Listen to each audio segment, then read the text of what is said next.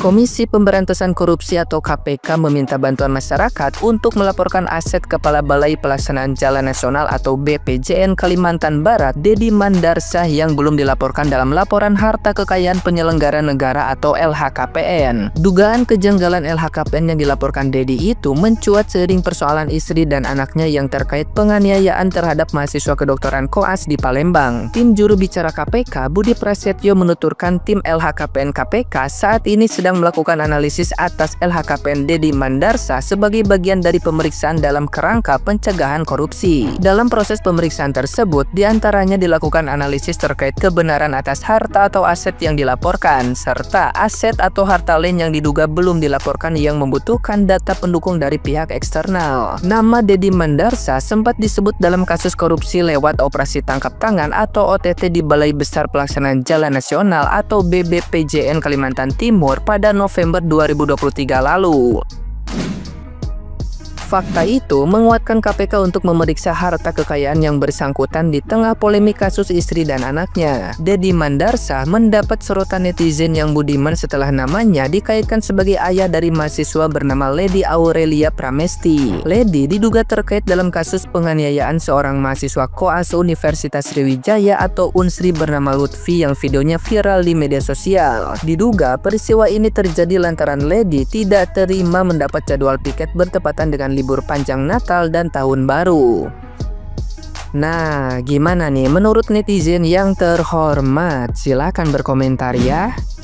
Lady, aku kira lah kelar kasus ini, setelah supir mak kau yang lama 20 tahun itu ditetap menjadi tersangka oleh polisi karena sudah nerajang ke kakak kelas kau di FK Unsri. Sekarang kasusnya jadi merambat kemana-mana, PPATK, KPK, nak turun tangan gak lo? Jingok harta bapak kau yang nilainya miliaran rupiah itu. Yang aku sayang ke, ngapo pulo kau tidak tahu resiko ketika sudah melok program koas di FK Unsri. Jangan melok pulo nak ngatur-ngatur jadwal, itu urusan kakak tingkat. Kakak tingkat kau marah, nah kau ngadu ke wong tua. Kan jadi panjang cerita nih kan, amalah ngadu ke mak mungkin sayang cintonan sama kau, dia turun tangan langsung, jadinya gawe anak wong tua share juga. Dan sekarang lari ngam galau, bahkan keluarga dari korban, dari Lutfi, tak galak nian damai, dia nak minta proses hukum tegak ke keadilan katanya. Dipanjang kan? Buntut penganiayaan dokter koas, KPK akan panggil Kepala BPJN Kalbar Dedi Mandarsah terkait LHKPN. Nah ini namanya gawe anak bapak yang saro ya.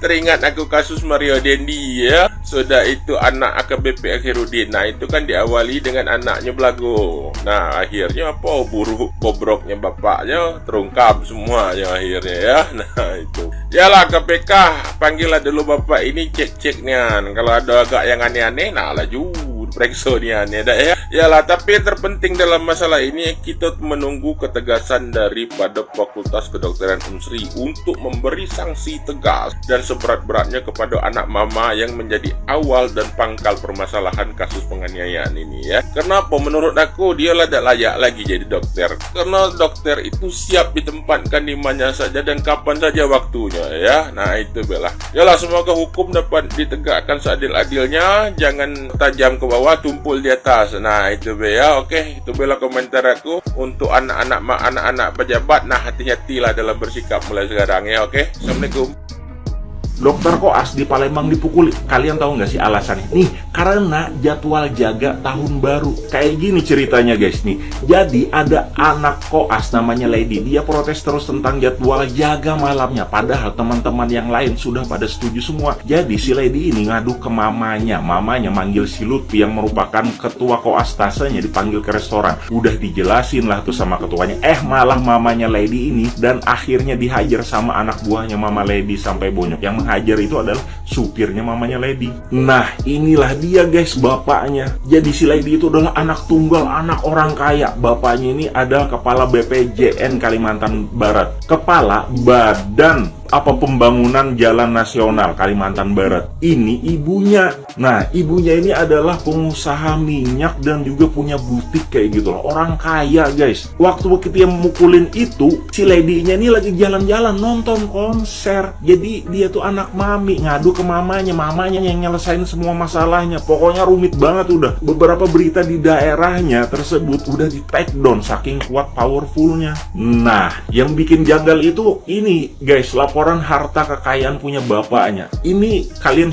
silahkan pause aja, tapi kita lihat salah satu analisis dari netizen, guys, dan ini masuk akal banget. Lihat nih, apa iya pejabat punya anak istri kerja bertahun-tahun cuma tinggal di apartemen seharga 200 jutaan? Beneran, sehari-hari tinggal di situ. Lalu kedua, seumur hidup kerja cuma punya satu mobil dan itu dibilangnya hasil hadiah. Harganya 400 jutaan pula, siapa yang ngasih? Sehari-hari bener pakai mobil itu aja. Ketiga juga nih, punya aset lancar setara kas numpuk 6,7 miliar, tapi sama sekali nggak ada yang dikonvert jadi aset tetap dan tetap milih tinggal di apartemen seharga 200 jutaan. Wah, ini langka banget nih pejabat kayak gini nih. Padahal bentuk-bentuk ketidakwajaran itu bisa dijadikan parameter adanya penyimpangan atau tidak. Benar nggak, guys? Sepakat ya? Janggal banget kan? Ini bisa diusut nih sebenarnya. Ayo mari kita ulik sama-sama. Ketika seseorang sudah memutuskan untuk masuk di kuliah kedokteran, itu berarti mentalnya harus sekuat baja ataupun mentalnya harus fight. Kenapa? Karena setelah kuliah kedokteran, dia akan koas gitu kan, akan bertugas di rumah sakit menjadi dokter jaga.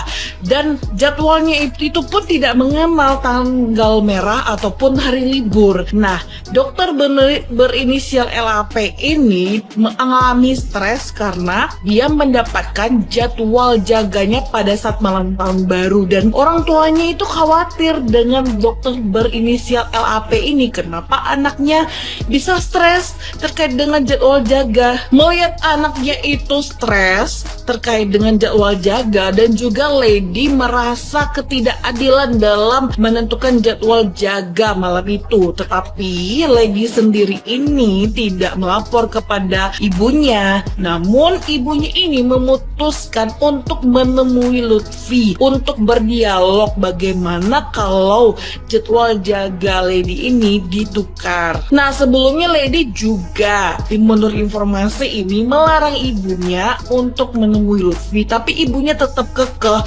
dia nggak mau anaknya mengalami stres. Dan akhirnya terjadi cekcok saat perbedaan pendapat antara ibunya dan juga Lutfi. Apalagi ibunya sempat bilang, anaknya ini anak tunggal loh, nggak manja loh. Tetapi kenapa stres gitu ketika diberikan jadwal jaga malam tahun baru? Ingat, kalau bekerja di dunia di bidang pelayanan itu tidak mengenal hari libur. Mau tahun baru, mau lebaran, mau kapanpun diberikan jadwal jaga ataupun bertugas, harusnya LAP ini udah siap mental. Percuma aja dong masuk kuliah kedokteran kalau mentalnya nggak sekuat baja. Ada satu ketua koas yang ngurusin jadwal anggota-anggota koasnya, terus ada satu anggota yang kurang setuju sama jadwal tersebut tapi katanya udah diringankan. Terus ketua koasnya bilang, ya lu atur sendiri sama teman-teman lu, dan teman-temannya udah setuju. Entah gimana ini anggota cerita ke orang tuanya, dan orang tuanya nyokapnya turun tangan bawa si supir, terus ketemu sama ketua koasnya di satu kafe, dan ketua koasnya sama rekan-rekannya. Nah, awalnya ngomong baik-baik, tapi ini POV dari username yang ngaku-ngaku kerabatnya ya. Katanya si supir yang kesulut emosi, nggak ada disuruh sama nyokapnya untuk mukulin, nggak ada, tapi emang supirnya sendiri yang kesulut emosi, terus ya terjadilah baku hantam tersebut. Ketua koasnya diajak ngomong tapi nyengir-nyengir gitu, jadi dikiranya nggak sopan sama nyokapnya, terus ya karena supirnya yang ngelindungin mungkin makanya itu semua terjadi. Untuk buzzernya atau yang aku kerabatnya, gue gimana pun nggak akan setuju sama yang namanya power abuse, apapun cerita di baliknya. Kita coba bahas segala jenis kemungkinan, mungkin terjadi pelecehan, bullying, senioritas, makanya ini semua bisa terjadi sampai orang tuanya turun tangan. Maybe itu valid kalau orang tuanya turun tangan. Nah, tapi di lain sisi kalau misalkan ternyata enggak seperti itu dan faktanya ya karena anaknya basically nggak setuju aja sama jadwalnya, terus ya ngadu ke orang tuanya dan ini terjadi, menurut gue ya ini kan pendidikan lu, ini kan tanggung jawab lu, udah gede nih, ngapain orang tua lu yang ngurusin, ngapain masih diketekin. Dan gue ngomong gak ada yang salah loh, apalagi menyangkut tentang pendidikan yang berujung karir ngurusin nyawa orang lain. Mulut gue harimau gue, nyari viewer, enggak. gue emang kesel aja sama berita-berita kayak gini. Dan gue punya platform, gue punya suara, gue bisa nunjukin ketidaksetujuan gue terhadap power abuse di masalah kesehatan di negara Konoha ini. Gue juga gak peduli kalau ini FYP atau enggak, gak peduli. Gue cuma mau nunjukin kekesalan gue dan ketidaksetujuan gue. Nah kalau nggak mau ini terjadi, makanya jangan sampai kejadian seperti itu. Dan kalau kalian ngaku-ngaku kerabatnya, bilangin jangan sampai begini. Saran gue yang ngaku-ngaku kerabatnya, lo japriin semua orang nih yang ngebikin threads masalah ini di Twitter atau X ya. Lu juga reach out orang-orang media yang menyebarluaskan berita ini, dan juga orang-orang yang ngebahas tentang ini, dan orang-orang yang menyinggung tentang hal ini, dan lu ceritain tentang faktanya nih. Kolom komentar tersedia, lu jelasin kronologi dari awal sampai akhirnya sebenarnya. Tapi satu hal, kalau sampai tetap ada power abuse di dalam faktanya, gue tidak setuju dan menurut gue itu salah. Dan kalau nggak ada power abuse ya bagus, lu berhak menyuarakannya gitu. Dan mungkin ada kesalahan lain yang ketua koasnya lakukan, lo berhak menyuarakannya gitu loh, untuk keadilan anggota koas tersebut.